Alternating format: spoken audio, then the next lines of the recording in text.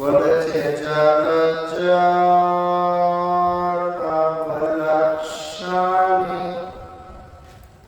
সাবরবিংশতি লক্ষতি ক্রেময়া রুদ্র সংখ্যকা দশলক্ষকম পক্ষিণম ত্রিংশলক্ষানি পশুভঃ চতুর্লক্ষানি মানবঃ। বলেছে 84 লাখ জন্ম মৃত্যুর এই যে চক্রটা, এর মধ্যে জীব সর্বপ্রথম জন্ম লাভ করে জলের মধ্যে। কতবার? না, 9 লক্ষ বার। আজ যে সমস্ত জীব জলের প্রাণীদের সাথে অন্যায় করছে, তাদেরকে খাদ্য হিসাবে গ্রহণ করছে, সময়ের ব্যবধানে কর্মফল ভোগ করতে তাদেরকেও জলে, আপনি যেমন আচরণ করবেন, যেমন আপনার স্বভাব হবে, আপনি তেমন ভাবেই নিজেকে তৈরি করে নেবেন। আজ এই যে জলচর 9 লক্ষ বার জলে জন্ম হচ্ছে। একবার জন্ম হলে মৃত্যু হবে, জন্ম হলে মৃত্যু হবে, এইভাবে দেখতে দেখতে 9 লক্ষ বার জন্ম হবে, মৃত্যু হবে।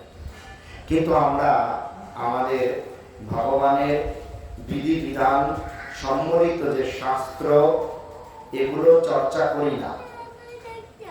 আমাদের মধ্যে থাকা কাম, ক্রোধ, লোভ, মোহ, মদ, মাৎসর্য, এই 6টা রিপু আমাদেরকে সর্বদা এমন ভাবে তাড়িয়ে বেড়ায়, সর্বদা এমনই কাম, ক্রোধ, লোভ, মোহ, মদয় অভিমান সহ আপনয়া পরস্থানে টানে।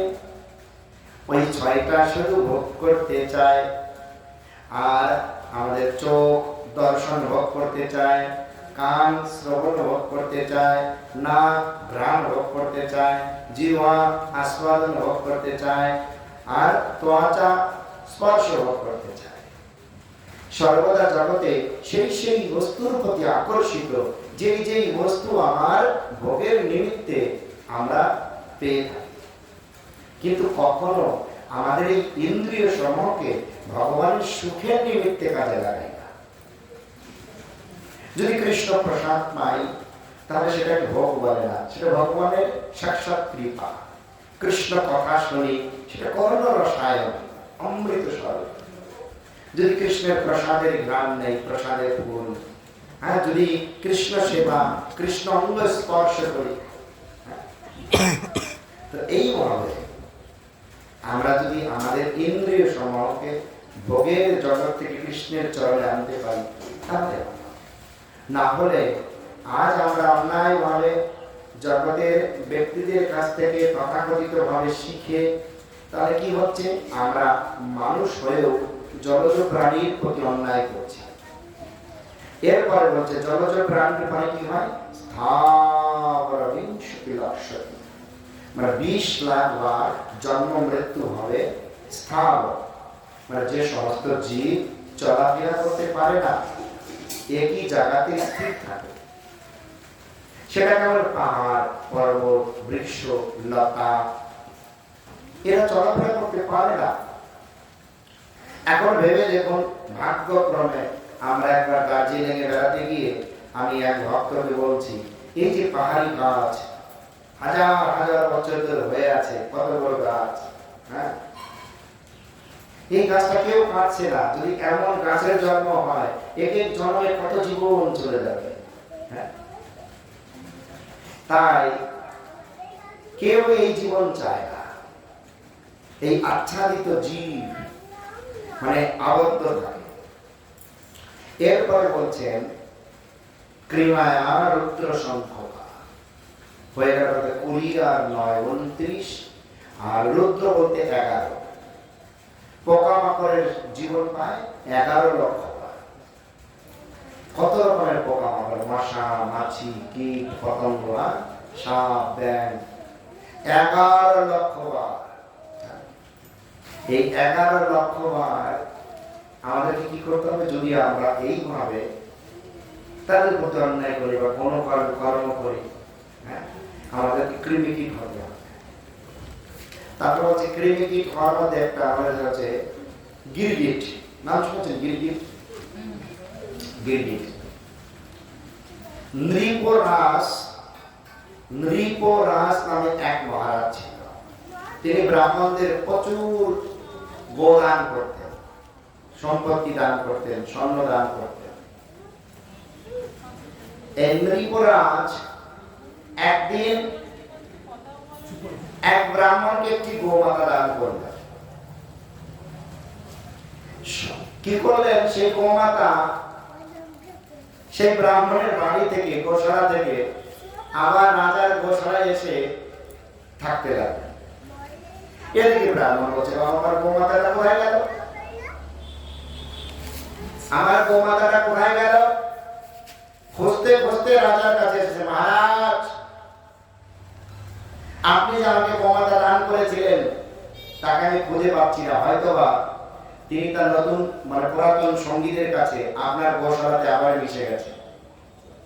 আমি আমার গোমাতাটা চিনতে পারি। এই বিচারটা দিতে যাওয়ার আগে মহারাজ কি করেছেন?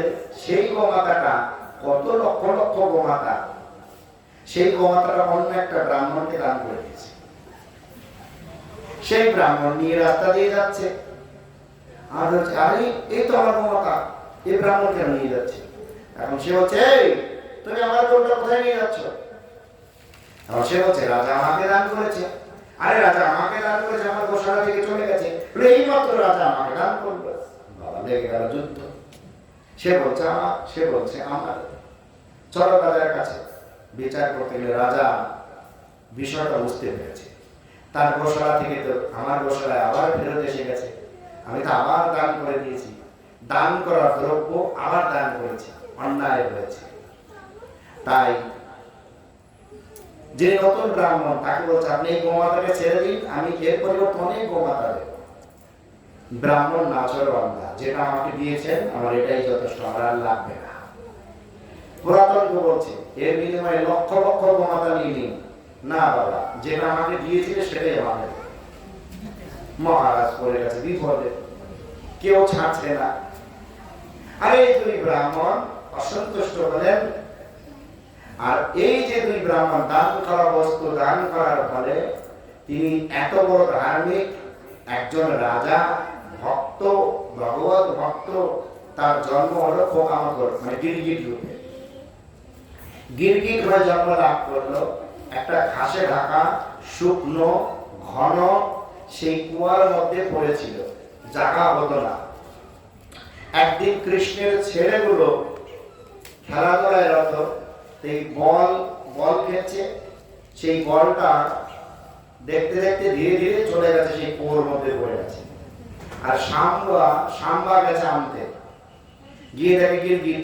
সবাই গেছে, দেখো একটা প্রাণী, একটা পোকা পড়ে গেছে এর মধ্যে, বিশাল শরীর। সমস্ত ভাই বন্ধুরা মিলে সেটাকে সেই কুয়া থেকে উঠানোর চেষ্টা করছে, পারে না। দড়ি বেঁধে তুলতে যায়, দড়ি ছিঁড়ে যায়। তখন বলছে, ঠিক আছে চলো পিতাকে ডেকে নিয়ে আসে। ভগবান কৃষ্ণকে ডেকেছে। আর ভগবান কৃষ্ণ বাহাত দিয়ে সুন্দর ভাবে সেটাকে স্পর্শ করে তুলতেই সেই গিরগিটাটা দিব্য মহাপুরুষের শরীর ধারণ করলে আর ভগবানকে প্রণাম করতে লাগলেন। ভগবান সব জানে, জগৎকে শিক্ষা দেওয়ার জন্য জিজ্ঞাসা করেন, কে আপনি?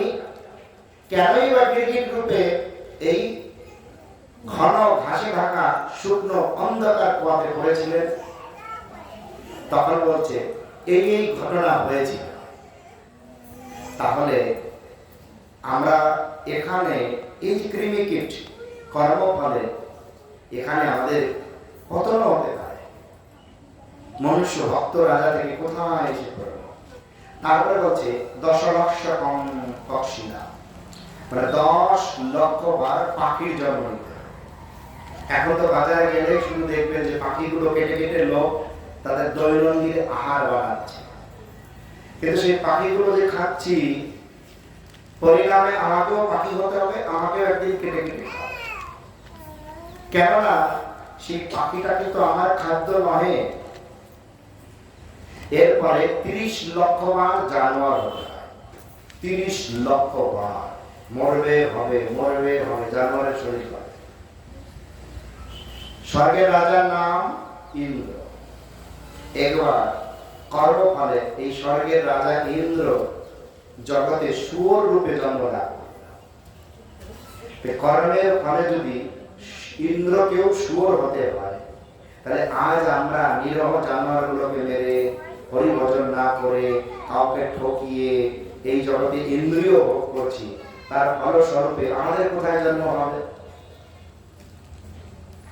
ইন্দ্রের ভুল নেই, একটি ভুল করেছিল, এবং এত বড় ভুল কি তিনি তার গুরুদেবকে মেরে ফেলেছিল, তার গুরুদেবের মাথা কেটে ফেলেছিল। এর জন্য কি তিনি তার পাপটা সমস্ত নারীগণ, বৃক্ষ, ধরিত্রী মাতা, জল 4 জনে ভাগ করে নিলেন। তারপরেও যে পাপ অবশিষ্ট ছিল, সেই পাপের ফলে তার কি হলো? শুয়োর রূপে জন্ম নিল। আমার পাপ এই সংসারের নিয়মে বলে কেউ নেবে না। যদি কেউ না নেয়, তাহলে আমরা প্রতিটা দিন, প্রত্যেকটা মুহূর্ত যদি ভগবানের বিরুদ্ধে কাজ করে যে পাপগুলো করছি, সেই পাপের ভাগগুলোকে নেয়। তাই আপনি আপনার নিজেকে প্রশ্ন করুন, নিজেকে প্রশ্ন করলে উত্তর পাবেন। আর বেঁচে থাকে হয়ে গেল 80, বেঁচে থাকে মাত্র 4, এই 4 লক্ষ বার মানুষ হয়। আমরা এখন এখানে সবাই মানুষ বিরাজমান, মানে আমরা 80 লক্ষ বার পার হয়ে গেছে। মানে মানুষের মধ্যে যারা ভগবানের কথা শোনে, তারা 80 লক্ষ না, তারা 80 লক্ষের অনেক উপরে চলে গেছে। যারা ভগবানের কথা শোনার সৌভাগ্য হয়, তারা অনেক উপরে চলে গেছে। এখন একবার ভেবে দেখুন, এইভাবে কত জন্মের সাধনার ফলে এ দুর্লভ মনুষ্য শরীর আপনি পেয়েছেন। যেই শরীর ভগবান সর্বশ্রেষ্ঠ বলেছে, যেই শরীরে ভগবান একমাত্র বুদ্ধি দিয়েছে। এখন বুদ্ধি দেওয়ার পরেও কিছু কিছু দুষ্ট ব্যক্তি বলে সবকিছুই যদি ভগবানের ইচ্ছাতে হয়, তাহলে আমি যেটা খারাপ করছি ওটাও ভগবানের ইচ্ছাতে হচ্ছে। কিন্তু বুদ্ধিটা তাহলে কিসের জন্য দিল? বুদ্ধিটা কি জন্য দিল? বুদ্ধিটা দিয়েছে ভালো মন্দ নির্ণয় করার জন্য। স্বতন্ত্র ব্যক্তি সত্তা দিয়েছে, স্বতন্ত্র জীবের মঙ্গল হয় না, জীবকে মানতে হবে। একটা সন্তান তার পিতামাতার অনুগত হয়ে চললে যেমন পিতামাতার সুখ বিধান হয়, তদ্রূপ নিত্য পিতামাতা স্বরূপ ভগবানের অনুগত হয়ে জীব চললে জীবের প্রকৃত মঙ্গল হয়। তাই অনেক কথা হলো, আপনাদের আত্মাত্মে আমার এই নিবেদন। আবার কখন আসবো জানি না, তবে একটু নিজেকে প্রশ্ন করুন, আর সমস্ত প্রকারের অধর্মমূলক আচরণ থেকে দূরে সরিয়ে মনের অন্তরাল থেকে একান্তে চিত্তে হরিনাম সংকীর্তন জপ করুন। আর আপনার এই যে কষ্টে পাওয়া দুর্লভ মনুষ্য শরীর, এটাকে হেলায় হারিয়ে যেতে দেবেন না, সার্থক করুন। হ্যাঁ, কেমন? হরে কৃষ্ণ।